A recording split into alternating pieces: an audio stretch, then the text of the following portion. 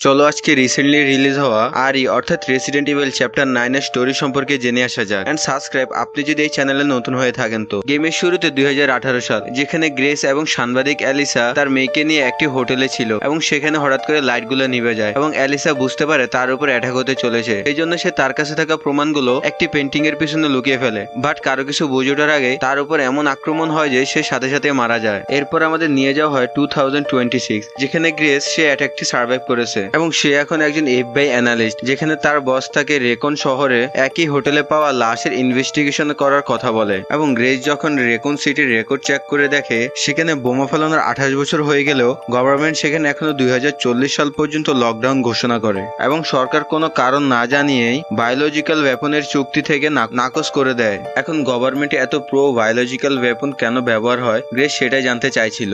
এরপর সে এফবিআই দেওয়া প্রমাণগুলো দেখে এবং সেখানে যে মানুষগুলোর মৃত্যু হয়েছিল সবার মৃত্যু প্রায় একই রকম মনে হচ্ছিল। এরপর এই হোটেল থেকে গ্রেস এটাও জানতে পারে তাকে কেউ অনেকদিন ধরে স্টক করে যাচ্ছিল এবং এই ঘটনাগুলোর মধ্যে গ্রেসের মনে পড়ে যায় তার মা কিছু প্রমাণ লুকিয়ে রেখেছিল একটি পেন্টিং এর পিছনে এবং সেখান থেকে সে প্রমাণগুলো নেওয়ার পর তার পকেটে নিয়ে নেয়। এরপর নিচে থেকে সেই পুলিশ অফিসার জম্বিতে ট্রান্সফর্ম হয়ে গ্রেসের উপর অ্যাটাক করে দেয় এবং সে পালাতে পালাতে যখন উপরে চলে আসে তো সেখানে ফিল্টার গিডিয়ান, যে কিনা এক্স আমব্রেলার একজন সায়েন্টিস্ট এবং সেই এই ভাইরাসের উপর গবেষণা করে এবং সেখানে অপেক্ষা করছিল গ্রেসের জন্য। এবং গ্রেস আসার পরে সে তাকে অজ্ঞান করে তার সাথে কিডন্যাপ করে নিয়ে যায়। এখানে ভিক্টর গ্রেসকে কেন কিডন্যাপ করেছিল এবং সে তার সাথে কি করবে তা দেখবো আমরা পরবর্তী ভিডিওতে। সেই জন্য লাইক সাবস্ক্রাইব করে আমাদের সাথেই থাকুন, আমরা এই সিরিজ ফুল কন্টিনিউ করব। আল্লাহ হাফেজ।